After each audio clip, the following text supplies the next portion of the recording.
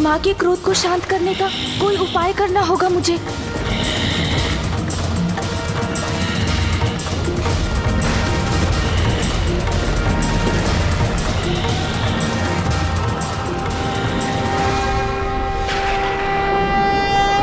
जगदम्बे जगजननी सिंह आरूढ़ा, जय माँ उमा स्वरूपा।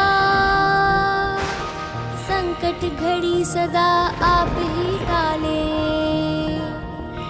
जग जननी जग को संकट में न डाले। महिषासुर वध था कात्यायनी लक्ष्य, शांत हो माँ हुआ पूर्ण उद्देश्य। क्रोध तजो माता शस्त्र रखो सब, ममता मई मूल रूप धरो अब। विनती सुनो माता छोड़ो आवेशा, करबद्ध करता निवेदन गणेशा। जगदम्बे जगजननी सिंह आरूढ़ा, जय माँ उमा स्वरूपा।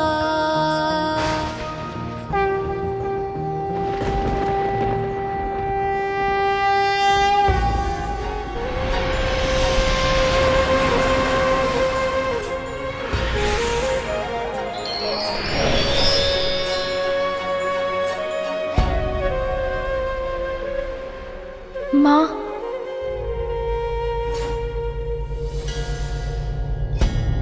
छोटे छोटे हाथ पांव लंबोदर देवा, प्यारी सी मुस्कान अति सुंदर देवा। बालक भगवान को रिझाती माता। आप हमें छोड़कर चली गई थी माँ, तो मैं बहुत अकेला पड़ गया था। पुत्र, तुम्हें अनुमान भी नहीं। तुमसे दूर रहना और तुम्हें अपने से दूर भेजना मेरे लिए कितना कठिन था। कितना कठोर करना पड़ा था मुझे अपने हृदय को, जब मेरे बालिक का रूप में तुम मुझसे भेंट करने आए थे। मैं तो कब से इस पल की प्रतीक्षा कर रहा हूँ माँ, कि कब आपका उद्देश्य पूर्ण हो और कब आप पुनः हमारे पास लौट आएं। देखिए ना माँ, वो समय आ ही गया। आप पुनः अपने मूल रूप में आ गई। माँ, माँ, माँ, गणेश जय प्रथम देवा, श्री गणेश जय विघ्न हरता। श्री गणेश जय गणेश जय गणेश जय। अब आप मुझे छोड़कर कहीं मत जाइएगा माँ।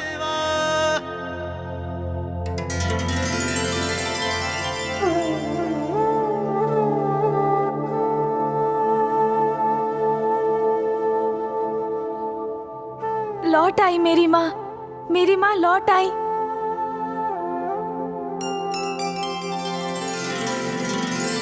अब सब उचित है। माँ ने देवी कात्यायनी के अवतार का प्रयोजन पूर्ण किया। पिताश्री भी यही हैं। अब हमारा परिवार पुनः एक साथ होगा। हम सब पुनः सुखी होंगे।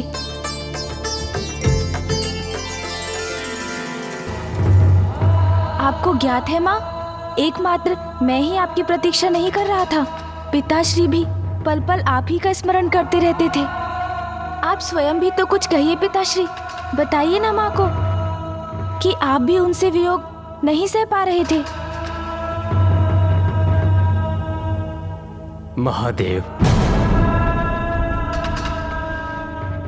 आइए ना पिताश्री, आइए।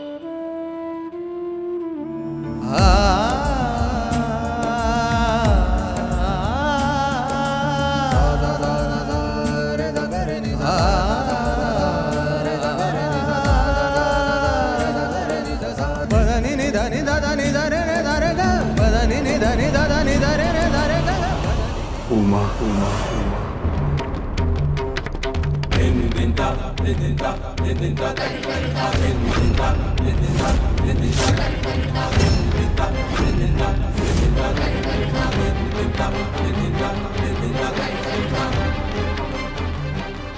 उमा, मैं पुत्र, टल गया धर्म का महासंकट। सुरक्षित हुई धर्म की स्थापना। मेरे इस अवतार का उद्देश्य पूर्ण हुआ, अर्थात अब सब कुशल है। पिताश्री से माँ ने मुख मोड़ लिया।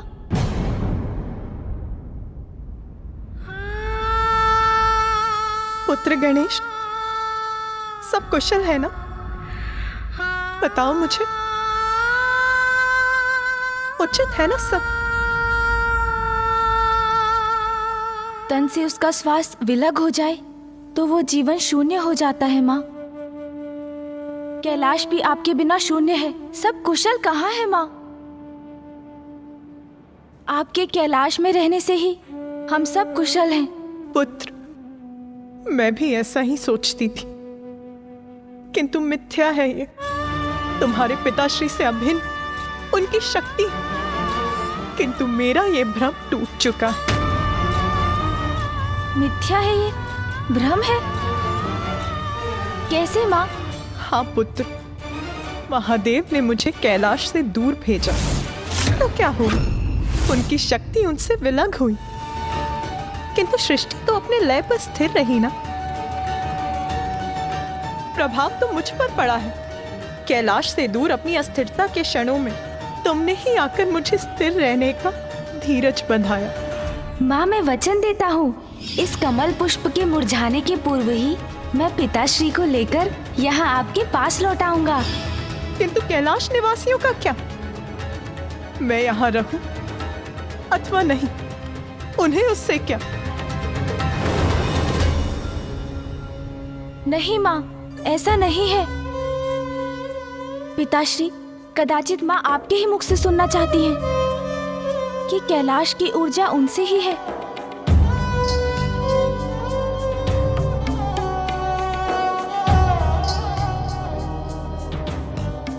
उमा, ज्ञात है मुझे, मुझसे क्रोधित हो तुम। क्रोधित? और मैं? एक दोषी को इतना अधिकार कहाँ है महादेव? मैं तो मात्र अपने दोष का दंड भुगतने योग्य हूँ। उमा, क्रोध में व्यक्ति के भीतर ऐसे ही विचार उत्पन्न होते हैं। एक बड़ी भूल की थी तुमने, जिसका सर्वनाशी परिणाम था अंधकारी अंधकासुर का जन्म। महाशक्ति हो तुम, जगत जननी हो तुम, सत्य है। तुमने अपनी भूल का प्रायश्चित किया है, किंतु क्रोध मर्यादा का उल्लंघन करवाता है। किंतु भूल स्वीकार कर उसे सुधारने वाला महान कहलाता है। मैंने भी तुम्हारे बिना हर पल, हर क्षण उतनी ही पीड़ा सहन की है।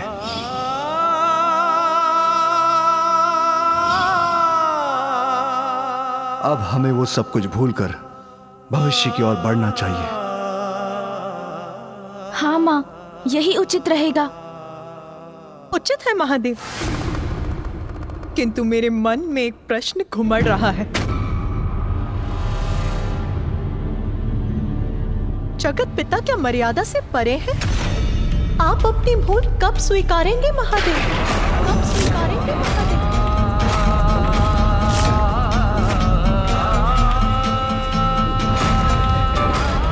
माँ, ये क्या कह रही हैं आप? पिताश्री की किस भूल की बात कर रही हैं?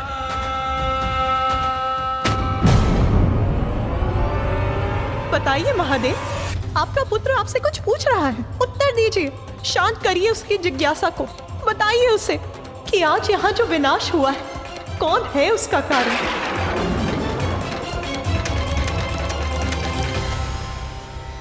महिषासुर।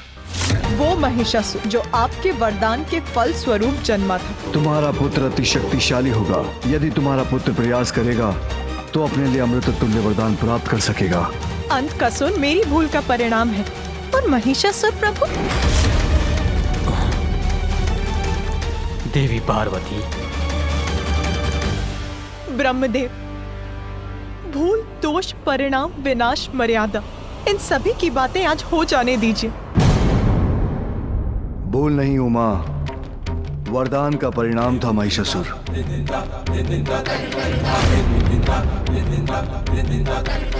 महिषासुर के पिता रंभ का उद्देश्य तो आपको ज्ञात था, फिर वो इस वरदान का अधिकारी कैसे बना?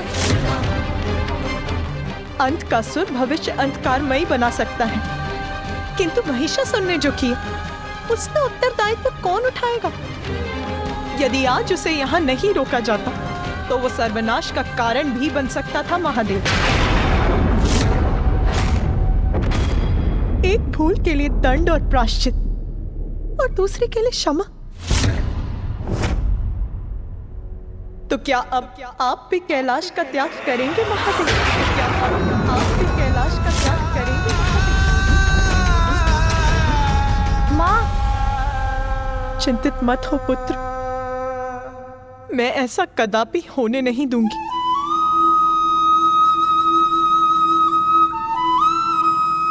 स्वामी, आपको कैलाश को छोड़कर जाने की या अपनी भूल का प्रायश्चित करने की कोई आवश्यकता नहीं है, क्योंकि मैं स्वयं कैलाश से दूर जाकर आपकी भी भूल का प्रायश्चित करूंगी।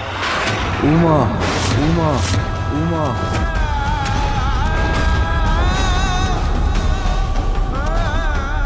नहीं माँ, अब आपसे हम दूर नहीं रह सकेंगे।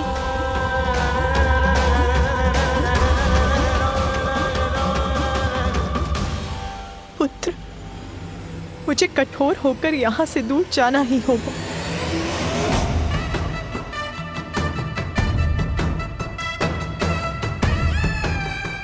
नहीं माँ, ऐसा मत कीजिए माँ, रुक जाइए माँ।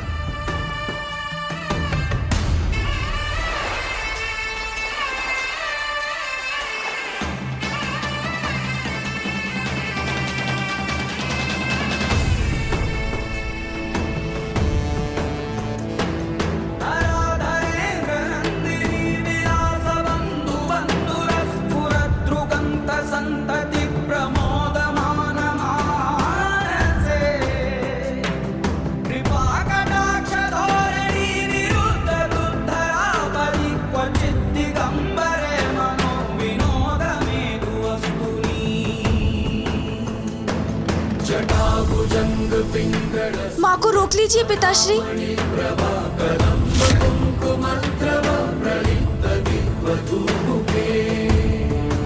फूफा जी, फूफा जी, फूफा जी, रोकिए ना माँ को। मामा जी, मामा जी, मामा जी, रोक लीजिए ना माँ को।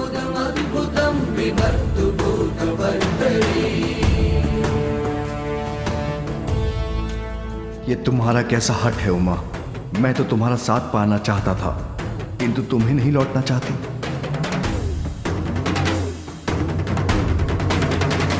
दर्शन दीजिए महादेव, दर्शन दीजिए महादेव।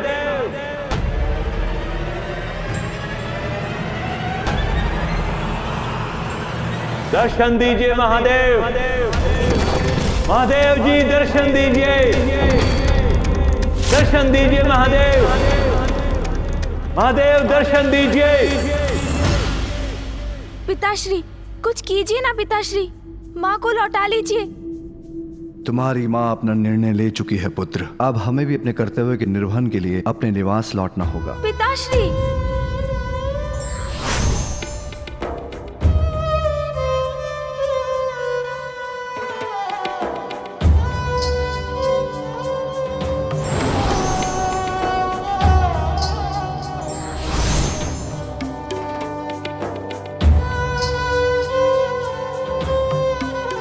पुत्र, मामा जी, ये सब कैसे हो गया?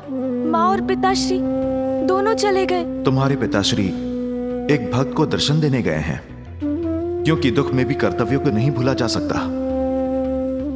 और तुम्हारी माता। मामा जी, माँ क्यों चली गई? क्यों हो रहा है ये सब? कुछ भी अकारण नहीं है गणेश, इसके पीछे भी कोई बड़ा उद्देश्य है।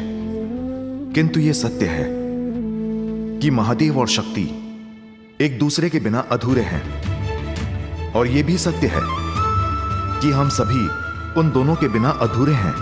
इस कठिन परिस्थिति में तुम्हें अपने माता पिता दोनों का ध्यान रखना होगा। मुझे ज्ञात है कि पिताश्री बहुत दुखी हैं, किंतु इस निर्णय से तो माँ को भी अपार दुख हुआ होगा।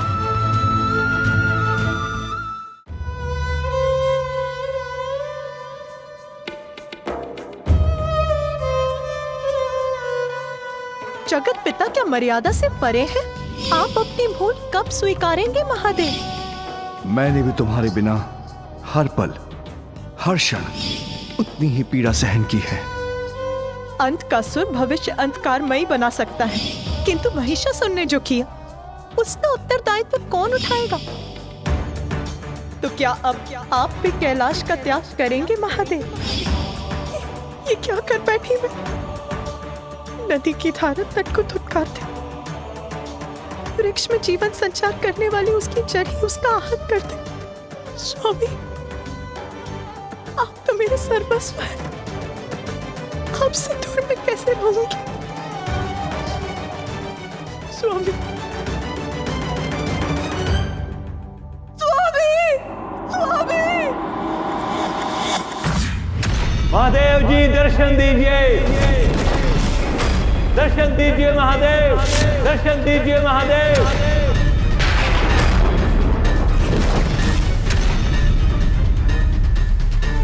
महादेव स्वीकार कीजिए मेरी विनती प्रभु, मुझे असुर गुरु पद से मुक्त होने की अनुमति दीजिए, अन्यथा मैं अभी इसी क्षण इस जल से संकल्प कर इस पद का परित्याग करना चाहता हूं।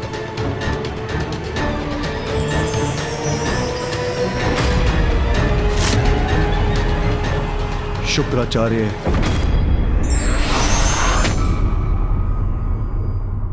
माँ, माँ, माँ। पार्वती के मन में उमड़ी ममता, माँ की गोद में आए विघन हरता। पार्वती के मन में उमड़ी ममता, माँ की गोद में आए विघन हरता। शुक्राचार्य, असुर गुरु के पद पर मैंने तुम्हें स्थापित किया था। तुम मुझसे विचार किए बिना उस पद का परित्याग करने का निर्णय कैसे लिया तुमने? विचार कैसा प्रभु, स्थिति स्पष्ट है। देवताओं को अमृत प्राप्त है, मेरे असुरों को क्या? वो तो कभी भी विजय का मुख नहीं देख पाएंगे। तो क्या लाभ है असुर गुरु होने का, जब उनकी मैं कोई सहायता ही नहीं कर सकता? उन्हें पराजित होते देखना ही मेरी नियति है। किंतु किसी भी परिस्थिति में पद का परित्याग करना कायरता है भृगुपुत्र। हाँ प्रभु, किंतु पद पर रहकर उसका दायित्व नहीं निभा पाना तो और भी पीड़ादायक होता है ना। इसलिए असुरों के साथ न्याय कर उन्हें भी अमृत प्रदान कीजिए, अन्यथा आप मुझे इस पद से मुक्त कीजिए प्रभु। शुक्राचार्य, मैं तुम्हें अमृत तो नहीं दे सकता, उचित है प्रभु, किंतु किसी के साथ अन्याय भी नहीं होने दे सकता। महादेव, असुरों और देवताओं के मध्य न्याय और अन्याय का भेद जिस उपाय से मिट सकता है आप अस्वीकार कर चुके हैं। मैं असुरों को अमृत नहीं दे सकता, किंतु देवताओं के साथ युद्ध करने के लिए अमृत तुल्य विद्या मृत संजीवनी प्रदान कर सकता हूं।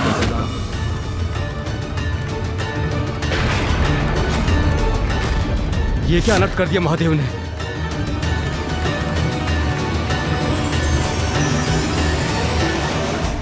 इस विद्या से तुम मृत असुरों को पुनः जीवित कर सकोगे। मैं धन्य हुआ भोलेनाथ, समस्त दैत्य असुर राक्षस कृतार्थ होंगे आपके इस न्याय से।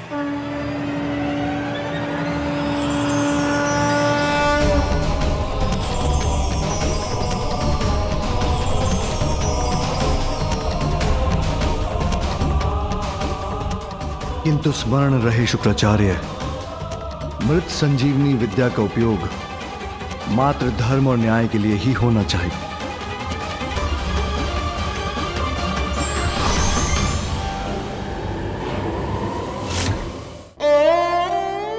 आप और पिताश्री तो एक दूसरे से पूर्ण होते हैं माँ, तो एक दूसरे से विलग होकर कैसे रह सकते हैं? चलिए माँ, लौट चलिए कैलाश। पुत्र, खड़क का प्रहार सहा जा सकता है, किंतु अपनों के तीक्ष्ण शब्दों की धार किसी भी खड़क से कहीं गहरा घाव करती है। जो तीक्ष्ण शब्दों का प्रहार मैंने तुम्हारे पिताश्री पर किया है, वही अनेकों गुना होकर मुझे सता रहे हैं। अब जो करना है मुझे ही करना होगा, इसीलिए तुम जाओ पुत्र। तुम्हारे पिताश्री को तुम्हारी आवश्यकता है। तुम जाओ पुत्र। माँ मत जाइए माँ, माँ रुक जाइए, माँ मत जाइए, माँ रुक जाइए, माँ रुक जाइए, माँ रुक जाइए। देवताओं को पराजित करने का यही उचित समय है जब अपनी शक्ति से वंचित है महादेव। और मृत संजीवनी विद्या की शक्ति है मेरे पास, किंतु एक योग्य अर्थात प्रचंड असुर ही सिद्ध कर सकता है मेरा मनोरथ। वो बलशाली असुर योद्धा कौन है? अंधकासुर। वो असुर जो अकेला ही देवताओं को पराजित कर सके।